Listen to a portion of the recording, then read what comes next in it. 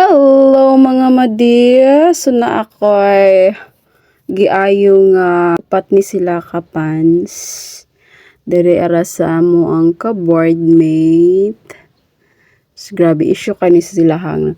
Actually fit na ni siya kaso gusto pa jud na ipa-fitting pag yun. So ako na pud siyang gikuhaan diri agamay. And then gilak na pud siya, gitahian. See human na. Nagadawat na taog mga pa-repair char. Repair lang gud tagamay. Nagoy na budol sa akong talent ko do, siba? Okay kaayo, mo na ako na repair. Tulo na kabuok akong nahuman. And then kining denim, gipamubaan lang niya kay taas ra kaayo sa iyahang mubo nga tiil char. Mana. Okay, tulo na akong nahuman. Mao ni ang ikaupat sa mga pants ganiha. Ang tuluan ni is pareha lang siya gawas atong denim. So gusto niya kuhaan og 1 inch para muna siya kadaka. So why problema kay mo binat man siya.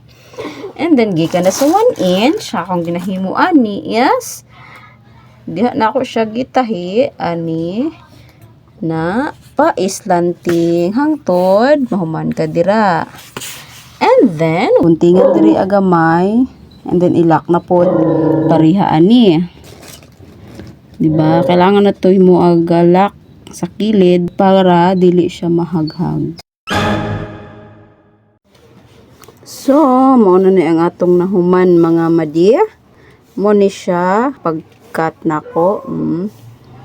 Pina-islanting hangtod sa nahuman ko diri gamit na ko ang back stitching mo na siya nga line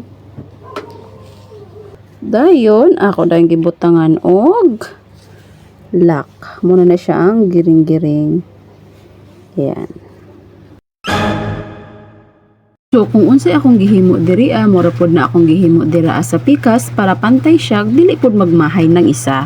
Pagkahuman ako da sa kilid usa pa na akong gipilan diri sa ubos mo lang gihapon ang pamaagi sa ato ang pagtahi ang back stitching nga mura siya og makina og agi. So muna niya katong bayad sa iyahang gipatahi nga upat ka pants 250. Wala ako nag-rate kung pila gyud ang ilahang ibayad sa ako ang service. Ang ako lang ginaingon sa ilaha is kung pila ang inyuhang kaya or karapat-dapat ba nga bayaran kung dako or kung gamay lang ang ihatag, okay lang. At least, kung na mo ihatag, dumato na ko. So, maalang at least nakakwarta gamay ang inahan. Bye!